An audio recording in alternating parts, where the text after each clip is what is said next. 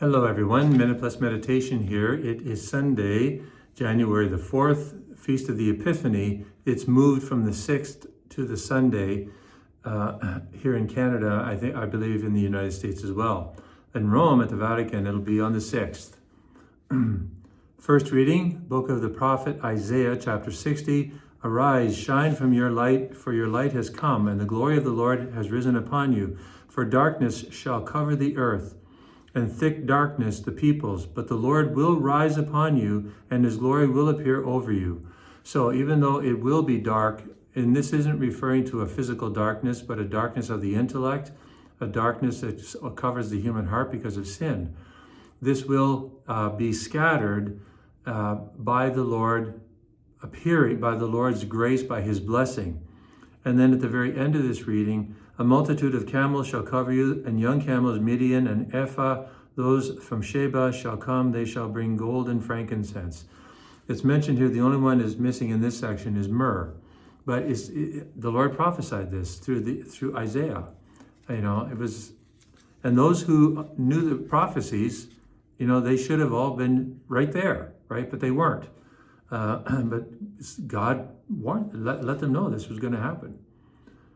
Second reading, Ephesians chapter 3. I'll go to the very end.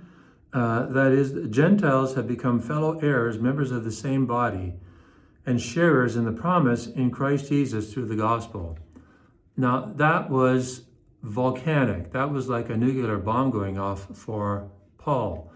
And it opened his eyes to what we will call today the big picture.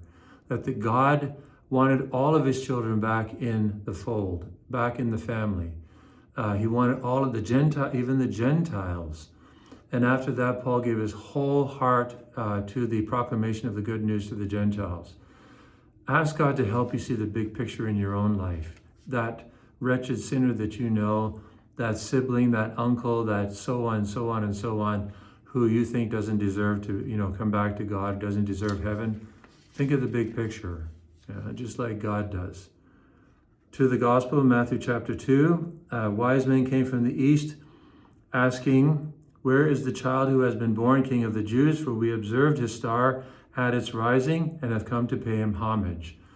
And then at the very end, on entering the house, they saw the child with Mary, his mother, and they knelt down, proskuneo. They knelt, but they also, it's like they prostrated themselves and paid homage, adoration. Then opening their treasure chest, they offered him gold, frankincense, and myrrh. And having been warned in a dream, they, not to return to Herod, they left their own country by another road. So these Gentiles were docile to God. They followed the star. The star was most likely an angel guiding them from where they were to where God wanted them to be. And you and I need to dispose ourselves to our own angel who will always lead us into deeper intimacy with God. So on this day, ask the Lord to help you be a part of this wonderful mystery, the Epiphany, and to be willing to give witness to the Lord as these three Gentile kings were. God bless you.